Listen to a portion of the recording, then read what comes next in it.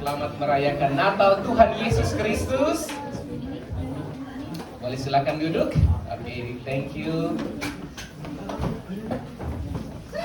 Sebelumnya mari kita agungkan Tuhan, berikan tepuk tangan untuk Tuhan Yesus. Haleluya. Dia adalah Raja damai.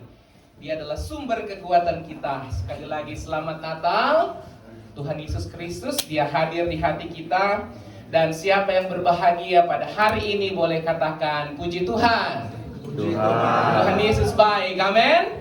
Haleluya. Saya bersyukur, saya lihat wah dekorasinya, ada banyak hadiah.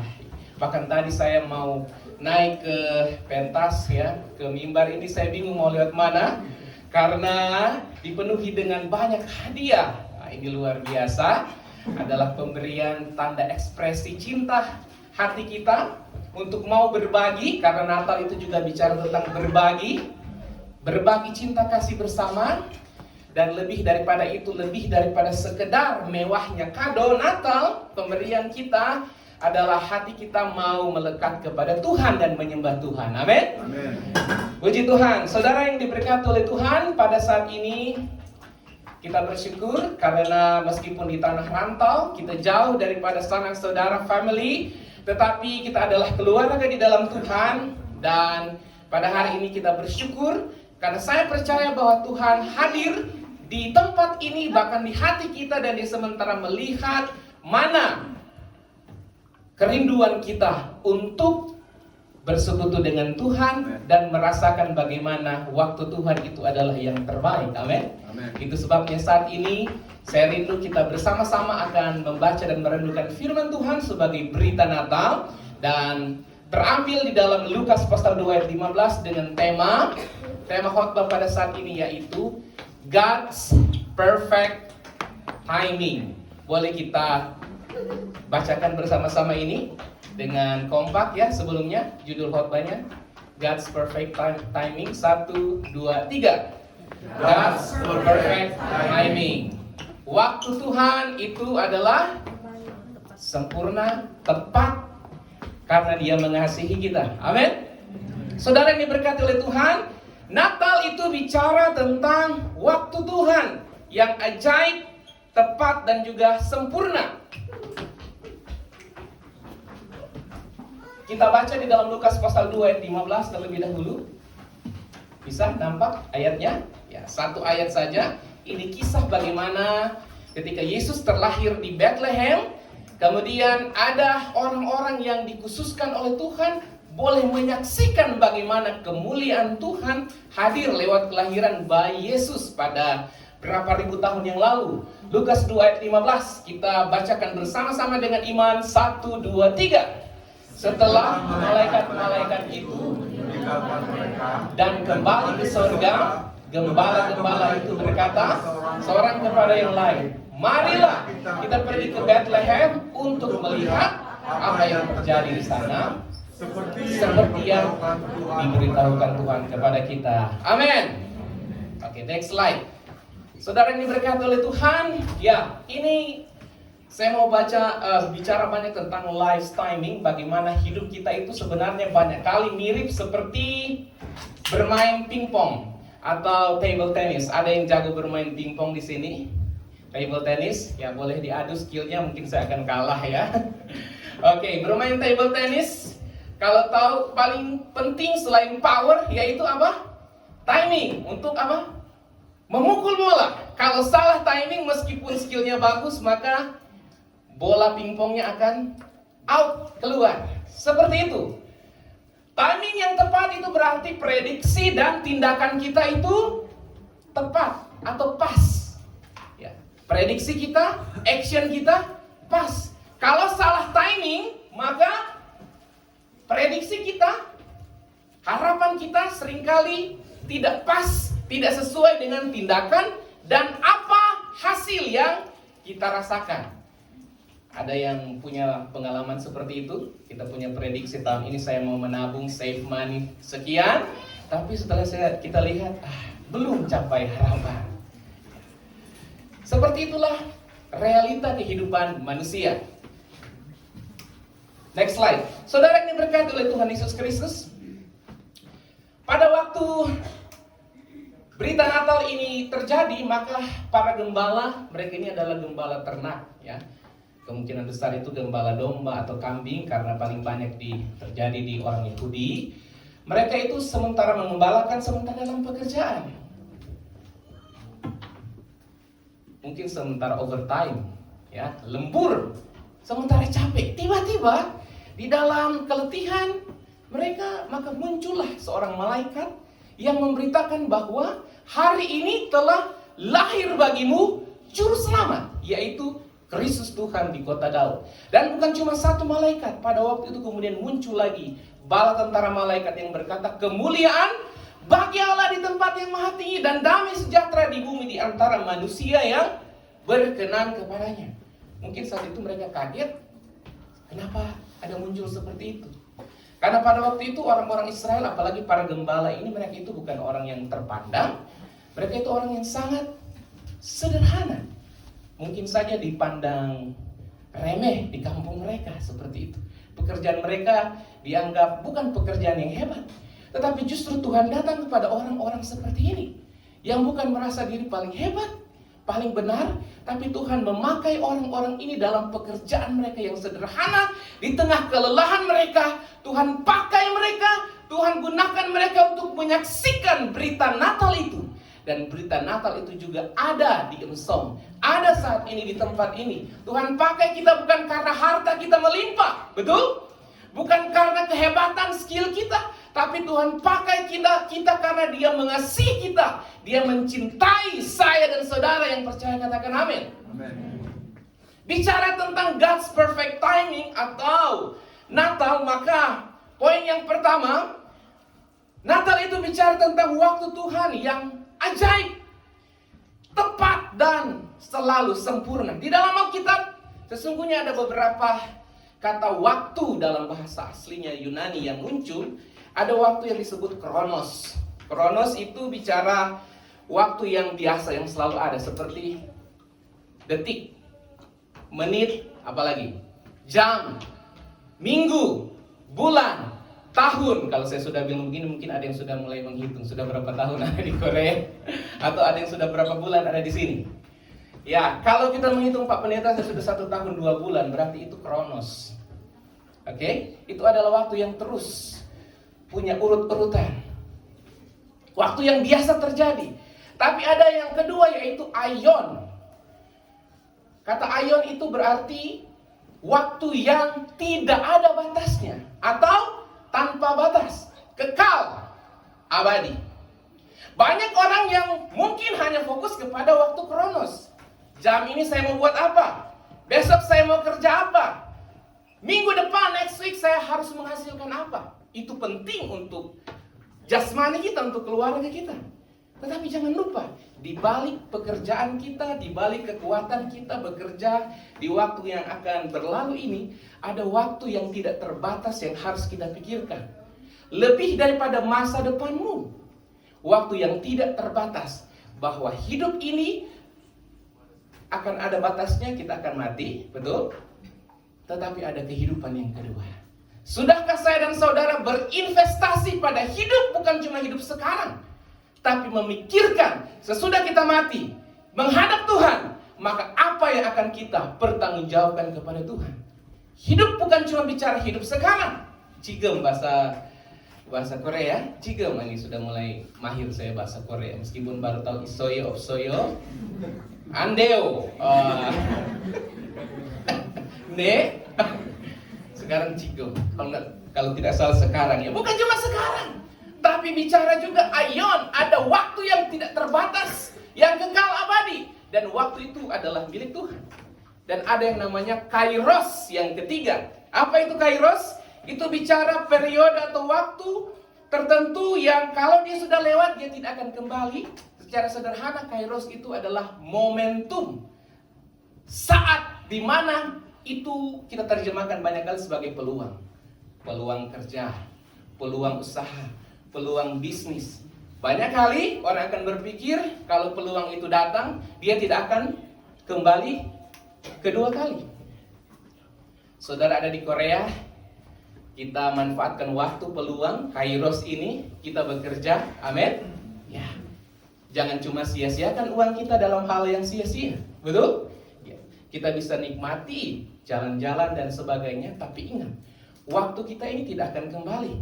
Dan Tuhan beri kesempatan kepada kita bukan cuma bekerja, tetapi kairosnya Tuhan itu adalah bicara bukan cuma pekerjaan, rezeki, berkat, tapi juga kesehatan dan kasih karunia Tuhan. Yaitu Allah rindu menyelamatkan saya dan saudara. Amin. Dan Dia rindu supaya kesempatan ini ketika kita bergereja, bersembayang, jangan lupa doakan keluarga kita. Jauh di dusun yang kecil, di kampung sana mungkin ada keluarga kita yang belum mengenal Kristus. Doakan mereka supaya mereka boleh diselamatkan bersama-sama dengan kita. Amin. Bapak Ibu yang diberkati oleh Tuhan, kelahiran Yesus atau Natal ini sudah lama dinubuatkan. Sudah ratusan tahun lamanya disampaikan Tuhan melalui firman, lewat wahyu, lewat kitab suci, Bible, bahkan juga oleh nubuatan para nabi. Bayangkan sudah ratusan tahun. Lama atau pendek waktunya? Sangat lama. Ya. Tapi ingat, kadangkala manusia kalau berjanji, dia janji sekarang, besoknya dia lupa. Ya.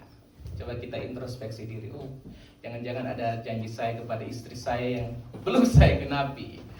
Ya, bisa saja kita lupa dan kita terbatas untuk menggenapinya. Tapi kita lihat bahwa janji Tuhan mengenai kedatangan Yesus yang sudah ratusan tahun lamanya itu akhirnya bisa digenapi meskipun dalam jangka waktu yang lama. Apa artinya? Bahwa Tuhan sanggup untuk menggenapi janjinya dan rencananya bagi saya dan saudara. Kalau Tuhan berjanji memberkati kita, seringkali kita mau memaksakan hati kita dan kehendak kita. Tuhan, kalau Engkau mau memberkati, maka besok saya harus kaya raya. Tapi Tuhan mau lihat dulu kesungguhan, upaya kerja kerasmu. Amin. Ora et labora. Berdoa dan bekerja. Puji Tuhan. Berdoa sangat penting. Bersembahyang itu yang terutama. Tapi Tuhan rindu juga kita harus bekerja. Tapi kalau bicara bekerja, semua teman-teman sekalian, jemaat sekalian, bahkan yang mengikuti live streaming ibadah, kita semua ini adalah pekerja-pekerja yang tangguh. Amin. Amin. Karena hidup ini tidak seindah drama Korea, kita ada di sini, kita bekerja keras untuk menaklukkan Korea Selatan. Pejuang-pejuang won, ya, pejuang ringgit dan rupiah. Amin. Ya. Oke. Poin yang kedua, waktu Tuhan yang sempurna, itu adalah sempurna dan tepat. Poin yang kedua, berita Natal itu bicara tentang, coba kita baca sama-sama, 1, 2, 3. Karya Tuhan itu sempurna. Saudara, tahu tata surya, solar system? Pernah belajar ya, planet kita bumi, ada Venus, ya, Mercury, apalagi planet yang paling besar, Jupiter, ya. Dan di tengah-tengah solar system itu ada matahari atau tata surya. Kira-kira seperti ini. Nah, menurut seorang ahli, Profesor Brian Cox, dia bilang bahwa di solar system atau tata surya ini sebenarnya itu sudah ada misteri di balik pencipta tata surya ini. Tahu bumi? Ya, sekarang kita merasa panas atau sejuk, dingin? Sangat dingin ya. Tapi sebenarnya posisi bumi itu sudah sangat tepat. Kalau saja bumi 10% lebih dekat ke matahari, maka kita akan sangat kepanasan dan kemungkinan tidak akan ada orang yang hidup. Kalau bumi 10% apalagi lebih jauh dari matahari, maka kita akan merasa kedinginan. Susah juga untuk hidup dalam kedinginan. Dan ternyata ada planet yang begitu besar yang selama ini kita tahu, Jupiter. Tahu planet Jupiter? Planet yang sangat besar. Oh ini mungkin dia ya. Mana dia? Nah ini, planet Jupiter ya. Ternyata dia diciptakan Tuhan bukan cuma sebesar itu dan tidak ada fungsinya. Ternyata planet Jupiter itu dia berfungsi sebagai security buat bumi ini. Dia menangkal meteor, semua benda-benda langit supaya banyak benda-benda langit itu tidak akan masuk dan menabrak bumi. Ya, kalau tidak ada Jupiter maka hanguslah bumi ini. Dan ingat, kalau Jupiter dia sedikit lebih dekat ke matahari, dia akan melindungi Merkurius. Dia lebih jauh sedikit dari matahari, dia bukan melindungi bumi, tapi dia akan melindungi planet Mars. Tapi Tuhan tempatkan planet Jupiter ini tepat di posisinya supaya dia bisa menjaga kita yang ada di bumi. Seperti kita menjaga hubungan kita dengan orang lain. Atau mungkin ada yang bilang, Pak Pendeta, saya ini seorang penjaga hati. Ada yang sebagai penjaga hati di sini, bagaikan planet Jupiter. Ya, luar biasa Tuhan. Amin. Ya. Jupiter ternyata menjaga bumi ya. Dia tidak menjaga Venus dan juga Merkuri atau Mars, seperti itu. Penjaga hati. Ya, jagalah hatimu dengan segala kewaspadaan. Tapi lebih daripada itu Tuhan yang menjaga hati kita. Amin. Ya. Apa artinya? Karya Tuhan itu sempurna. Tuhan sudah atur bumi, Venus, Merkuri, matahari, Jupiter dan lain-lain sebagainya di tata surya solar system. Sedangkan alam semesta ini punya tujuannya, apalagi hidup kita. Kita punya tujuan Tuhan yang mulia. Amen. The purpose driven life. Tujuan Tuhan inilah yang menggerakkan kita untuk hidup di dunia ini. Bukan cuma tujuan pribadi kita, tapi kita ada oleh karena ada tujuan Tuhan. Amin. Untuk bisa memberkati family kita, keluarga kita, meskipun kita yang harus berjuang keras di Korea Selatan. Kita diciptakan Tuhan juga menurut Imago Dei. Banyak kali kita dengar ya, apa Imago Dei? Gambar Allah, rupa Tuhan. Artinya bahwa Tuhan menjadikan kita itu mulia. Meskipun gambar Tuhan itu rusak oleh karena dosa. Itu sebabnya Tuhan Yesus harus datang melalui Natal ini. Tujuan Tuhan datang adalah untuk memulihkan gambar Tuhan yang rusak, merestorasi kita, sehingga dulu gambar Tuhan hilang, tapi sekarang Tuhan rindu pulihkan gambar Tuhan itu, sehingga kita menjadi mulia di hadapan Tuhan. Kita berharga di mata Tuhan. Amin. Katakan, engkau berharga. Engkau berharga di mata Tuhan. Kita diciptakan menurut gambar Allah. Luar biasa, amin. Ada gambar Tuhan di sebelah kiri dan kanan kita. Itu sebabnya dia ganteng dan cantik, amin. Semuanya ganteng dan cantik ya. Ini meskipun musim sejuk, ini luar biasa. Di balik kesejukan ada kehangatan kasih Tuhan. Iya. Betapa berharganya kita. Sehingga para gembala-gembala ternak ini awalnya mereka terkejut. Mereka tidak menyangka Tuhan datang bukan kepada Raja Herodes. Karena Herodes dia mau membunuh bayi Yesus. Tapi dia datang kepada gembala-gembala yang sederhana. Karena mereka itu mulia dan berharga. Awalnya mereka ketakutan. Siapa di antara kita yang hari-hari ini merasa panik dan ketakutan? Bagaikan para gembala di padang. Tetapi Tuhan ganti ketakutan mereka. Ketika mereka mendengarkan firman Tuhan, mereka pergi ke Bethlehem. Tuhan ganti air mata mereka menjadi sukacita. Poin yang berikut. Kita baca sama-sama yang ketiga. 1, 2, 3. Jalan Tuhan itu sempurna. Jalan Tuhan itu sempurna. Amin. Saudara tahu Nabi Musa? Moses, waktu dia lahir di kitab Keluaran, dia lahir bukan pada situasi yang bagus, tidak. Dia terlahir di situasi yang sementara berbahaya. Karena saat itu Firaun hendak membinasakan orang Israel. Sehingga setiap bayi laki-laki yang terlahir dari perempuan Ibrani orang Israel, Firaun bilang, ambil, bunuh dan buang di sungai Nil. Gitu. Waktu Musa terlahir ada pada masa yang sangat berbahaya seperti itu.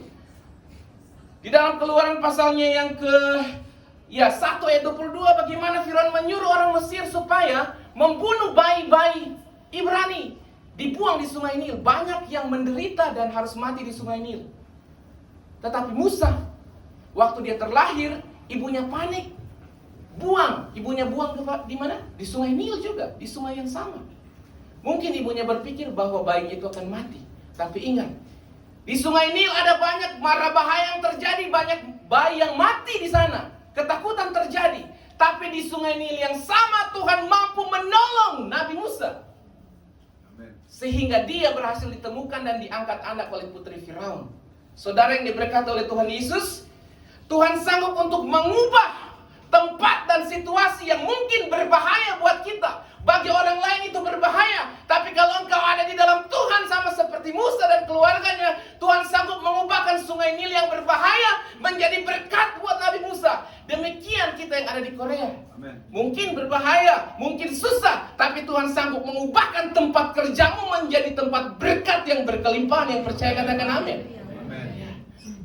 Tempat yang berbahaya, tempat yang mungkin kita berpikir tandus, tidak ada berkat, tidak ada rezeki di sana. Tapi kalau kita hidup di dalam Tuhan, padang yang gersang, dia ganti dengan sungai yang berkelimpahan. Dan melalui hal itulah kita bisa minum dan bagikan kepada orang lain. Amin. Waktu Yesus lahir, siapa yang paling marah? Herodes. Kenapa? Karena dia takut tersaingi. Itu sebabnya dia bilang kepada para majus, coba cari bayi Yesus dan bilang saya mau menyembah dia. Silakan pergi. Tapi sebenarnya dia mau membunuh bayi Yesus pada waktu itu. Tapi justru orang majus yang diutus, yang diberikan pesan yang tujuannya adalah jahat, tapi Tuhan sanggup mengutus orang majus itu bukan membawa bencana, tapi para majus itu membawa berkat buat Yusuf dan Maria. Waktu Tuhan itu berjalan bersama dengan tujuan Tuhan. Tujuannya adalah untuk mendatangkan keselamatan bagi saya dan saudara. Amin. Next. Ayat terakhir, Pengkhotbah 3 ayatnya yang ke-11. Kita baca dengan iman. 2, 3. Ia membuat segala sesuatu indah pada waktunya. Bahkan ia memberikan kekekalan dalam hati mereka. Tetapi manusia tidak dapat menyelami pekerjaan yang dilakukan Allah dari awal sampai akhir. Percayalah, waktu Tuhan itu selalu yang terbaik. Dan dia, Tuhan, sanggup membuat segala sesuatu indah pada waktunya. Amin. Katakan indah pada waktunya. Katakan pada dirimu yang sementara berjuang, semua akan indah pada waktunya. Amin. Ini kata Alkitab, bukan kata pendeta, bukan kata manusia. Dan saya percaya bahwa semua Tuhan buat indah pada waktunya. Tapi sebelum menuju pada waktunya itu, ingat ada proses. Ya, nikmati proses Tuhan. Bersama dengan Tuhan pasti bisa. Amin. Proses, banyak orang ingin menikmati kata indah, tapi lupa pada waktunya itu ada banyak proses, ada banyak air mata perjuangan yang harus kita lewati. Tapi kalau kita menang dalam proses, artinya kita itu menang bersama-sama dengan Tuhan. Tuhan akan buat jadikan segala sesuatu indah pada waktunya. Amin. Kiranya berita Natal ini boleh memberkati kita sekalian.